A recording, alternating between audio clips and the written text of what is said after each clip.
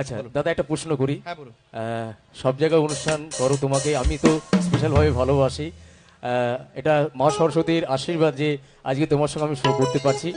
এবং একটা প্রশ্ন, আজকে তোমার সঙ্গে সঙ্গ যারা করছে ফ্রিকোয়েন্সি মিউজিক্যাল গ্রুপ, যে ব্যান্ড জি বাংলা বলুন, জিটিভি বলুন, বিভিন্ন শিল্পীর সঙ্গে তারা সঙ্গত করছেন, আর তোমার সঙ্গে যারা সঙ্গত করছে, কেমন লাগছে? ব্যান্ডের সম্বন্ধে দু একটি কথা যদি বলো দাদা, কেমন লাগছে?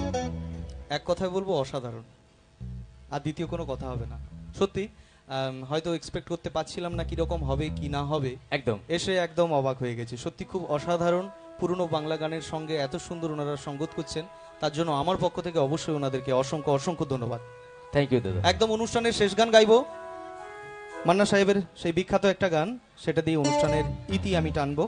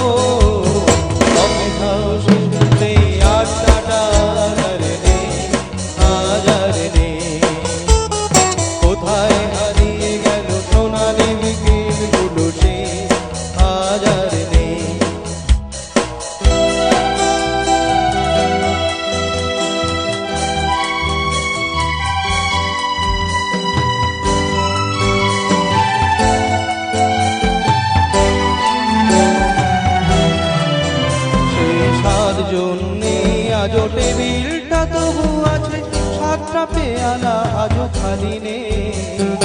একই সে বাগানে আজ এসেছে নতুন কুড়ি, শুধু সেই সেদিনের মালিনে।